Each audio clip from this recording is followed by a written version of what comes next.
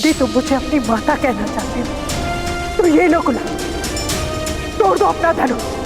माँ, मैं धनुष छोड़ दूंगा। मैं धनुष स्पर्श भी नहीं करूंगा। मैं आपके चरणों में पड़ा रहूंगा। आपका प्रत्येक आदेश मानूंगा। पुत्र कर्ण,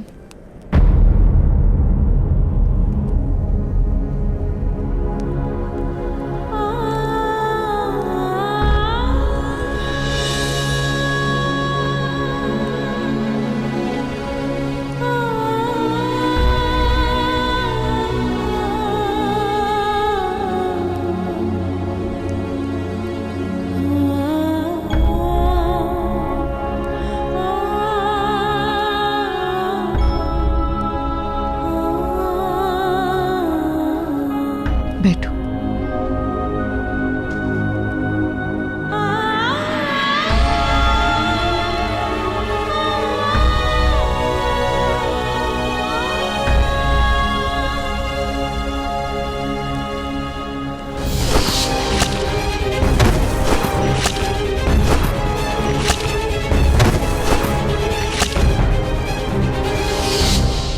तुमने इसी धनुष से मेरी रक्षा की है ना? हाँ माता, और इसी धनुष के कारण मैंने आपका वचन तोड़ा था। मुझे क्षमा कर दीजिए, मुझसे भूल हो गई। नहीं पुत्र, भूल तुमसे नहीं, मुझसे हुई। तुमसे वो वचन लेना ही भूल था। तुम्हें तुम्हारे सबसे बड़े सुख से वंचित करना मेरा भूल था कर्ण। ये धनुष तुम्हारा सबसे बड़ा सुख है। नहीं माता, मेरा सबसे बड़ा सुख आपका प्रेम है, और आपने जीवन भर मुझे वो प्रेम प्राप्त करने का अवसर दिया है।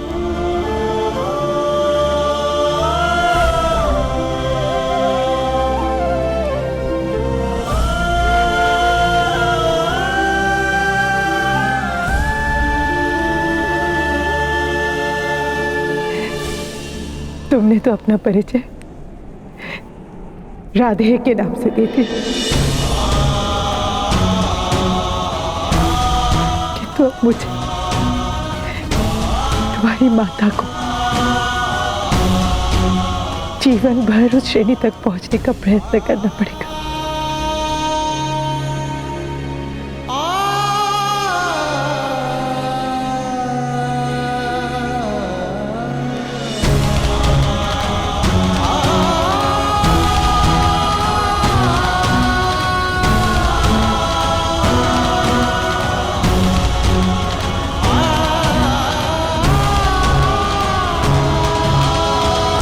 माता की श्रेणी तो सबसे ऊपर होती है ना माता? आप अपनी श्रेणी से क्यों उतरेंगी? मैं अपनी श्रेणी उठाने का प्रयत्न करूंगा।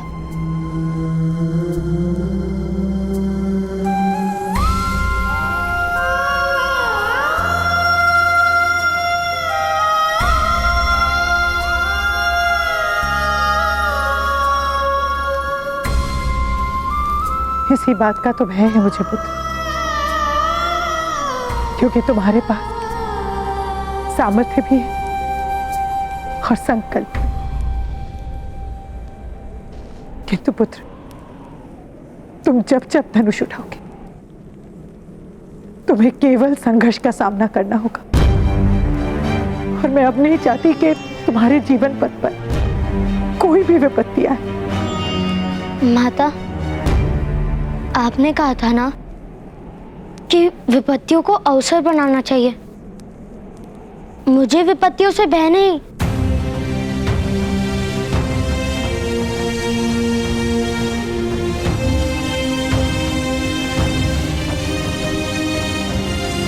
जानती हूं तुम्हें किसी से भय नहीं,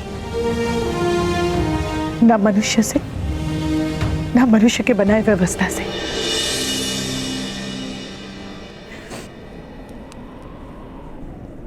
पुत्रकर्ण, मैं तुम्हें मेरे दिए हुए वचन से बंधन मुक्त करती हूं।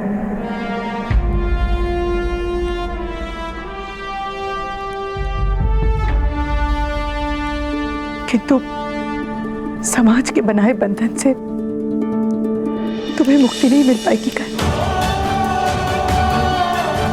तुम जब जब धनुष स्पर्श करोगे, ये समाज तुम्हें दंड देगा और तुम्हें दिया गया हर दंड तुम्हारे माता के हृदय पर लगा घाव होकर। तुम्हारे पुत्र को कोई दंड दे सके, ऐसी स्थिति वो उत्पन्न ही नहीं होने देगा। और यदि कोई दंड भोगना भी हो तो वो तुम्हारा पुत्र स्वयं निश्चित करेगा।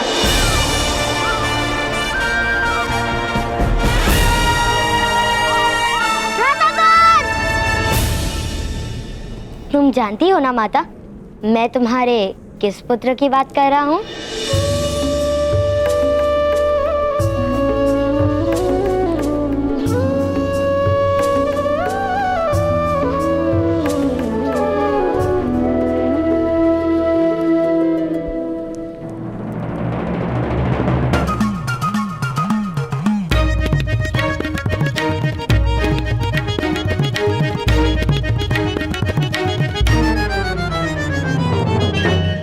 मुद्रा का है, या तो मुद्रा दो या तो मृत्यु के प्राप्त हो जाओ। यह एक और उपाय है, तुम मेरी सेना में आ जाओ और मैं तुम्हें मुद्रा दे दूंगा।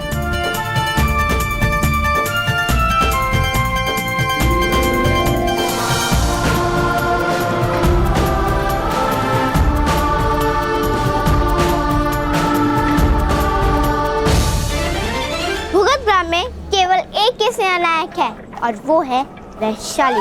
भूगतग्राम तो बहुत बड़ा है, यहाँ और भी सेनाएं होंगी, अर्थात और भी सेनानायक होंगे। चलो मैं तुम्हें स्वयं भूगतग्राम दिखाती हूँ। यदि कोई और सेना नहीं मिली तो तुम दोनों को मेरी सेना में आना होगा। यदि कोई और सेना मिल गई तो तुम्हें मुझे अपना सेनानायक मानना पड़ेगा। असंभव, कोई दंड नहीं दे सकता मेरे पुत्र को। इस छोटे से जीवन में जितने दंड भोगने थे भोग लिए उसने। उसके माता ने भी दंड दिए उसे आज तक।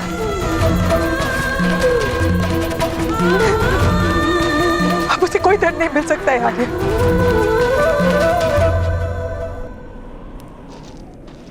उसे कोई दंड नहीं दिया जाएगा राधा। हम जाकर महामहिम और महामंत्री से विनती करेंगे, स्वयं महाराज के पैरों में जाकर रोएंगे कि उसका दंड मुझे भोगने दे, किंतु कर्ण को पाताल कुएं में नहीं जाने देंगे राधा। नहीं। अधिरथ, आपका राज सेवक के सामने आक्षेप करना या आवेदन करना उचित नहीं है। राजा प्रतिक्षण आप सबकी रक्षा नहीं कर सकता। शिक्षा और रक्षा ये दोनों कार्य होते हैं राज सेवक के, और यदि इनमें से एक राज सेवक के सामने भी आपने अपना आवेदन किया तो सारे अन्य राज सेवक आपके प्रति विष भर लेंगे, क्रोध भर लेंगे और आप सबका जीना दुभर हो जाएगा।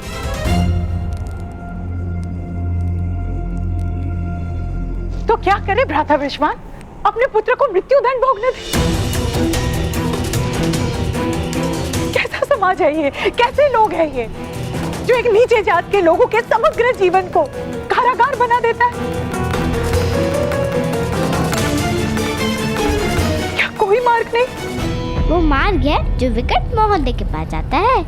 पूरा लोहार समाज वहीं पर निवास करता है। विकट महोदय लोहे के विविध यंत्र निर्मित करते हैं। किसी ने भी उनके यंत्रों को स्पर्श भी किया तो उसकी नाक काट देते हैं। बड़ी भयानक है वो। तुम्हारी नाक कटवा लो, मुख्य प्रमाण में ठीक हो जाएगी। मेरी नाक ठीक है और विकट महोदय मेरी नाक नहीं काटेंगे क्योंकि वो मेरे मित्र हैं। वो है ना भैरवत, वहाँ पे भयानक भूत बसते हैं। किंतु मैंने भूतों की साधना की, इसके लिए सारे भूत मेरे वश में हैं।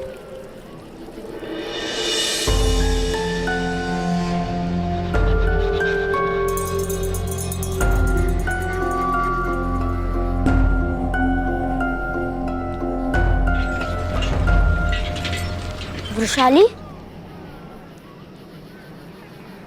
वो क्या हो रहा है? लोहार समाज हमारे कुएं से जल प्राप्त करने के लिए हमें धन देता है। क्यों? उनके पास अपना जल स्थान नहीं था किंतु सूख गया। अब इन लोगों को हमारे जलाशय से पानी लेना पड़ता है और कहीं से जल लेने की अनुमति नहीं है। यहाँ जल के लिए भी अनुमति लेनी पड़ती है, तो क्या श्वास लेने के लिए भी अनुमति लेनी पड़ती है?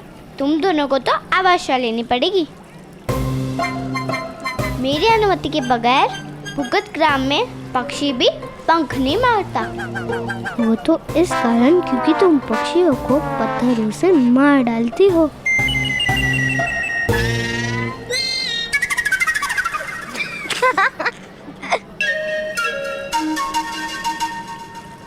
तो देख लिया हमारा गांव, मिला कोई सेना नायक।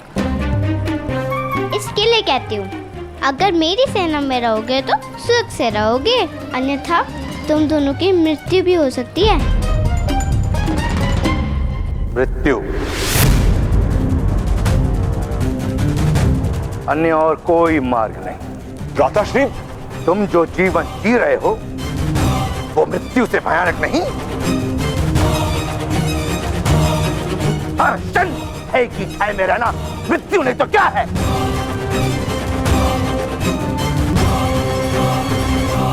एक और मार्ग है आर्य, हम शस्त्र उठा लेंगे।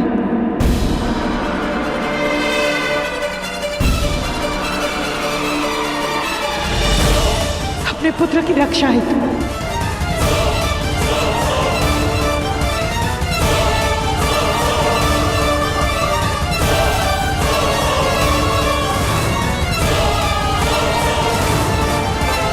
क्या कह रही हो राधा?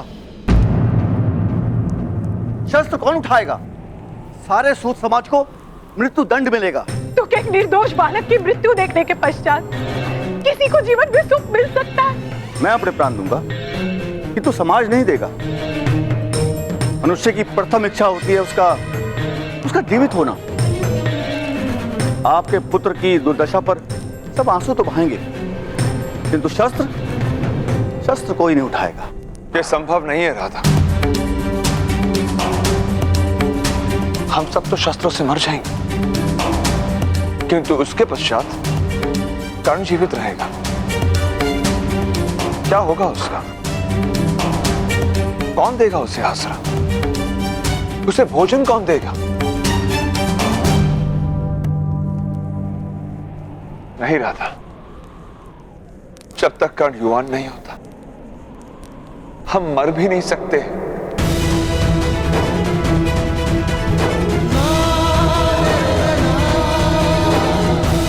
हम रात को ही छुप कर चले जाएंगे, वन में वनवासियों की भांति जीवन जिएंगे।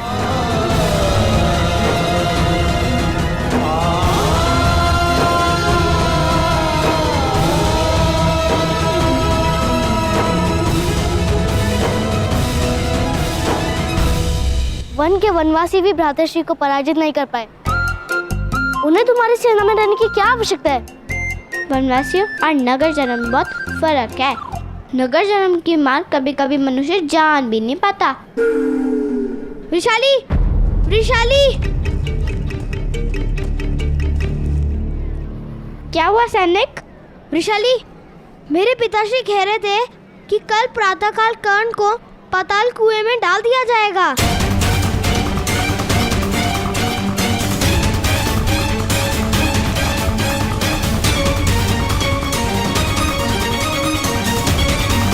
पाताल कुएं में क्यों? क्योंकि कर्ण के कारण राज्यसभा में ग्राम रक्षक महोदय का अपमान हुआ था,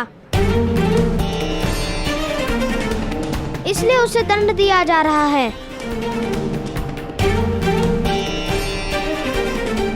यदि कर्ण ने दंड नहीं भोगा तो उसके पिता को धन प्राप्ति के लिए कार्य करने की अनुमति नहीं दी जाएगी। पाताल कुआं बहुत भयानक है।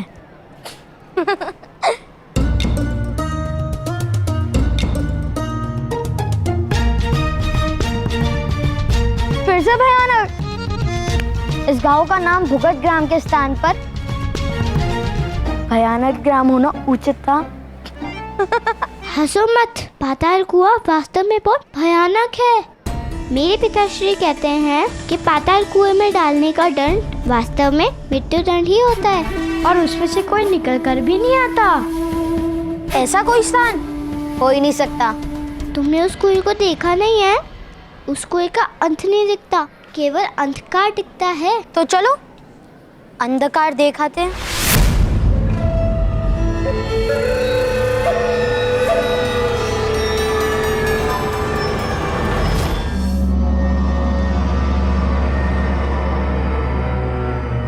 आओ ना, भयभीत क्यों हो रहे हो?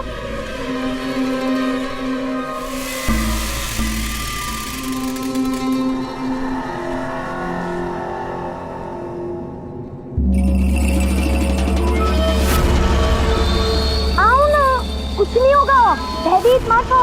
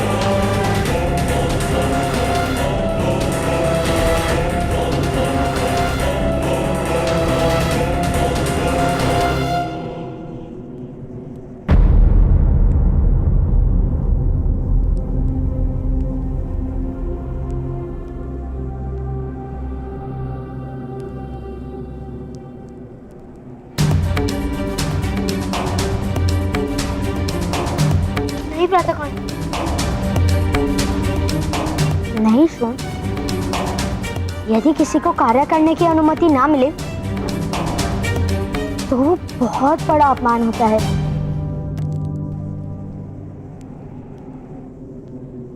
क्या तुम पिताश्री का अपमान होते हुए देख सकोगे?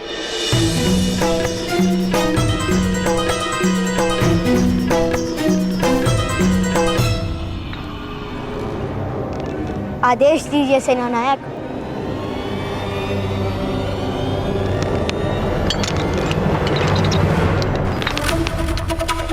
आपने किसी बालक को देखा? 10 वर्ष का है।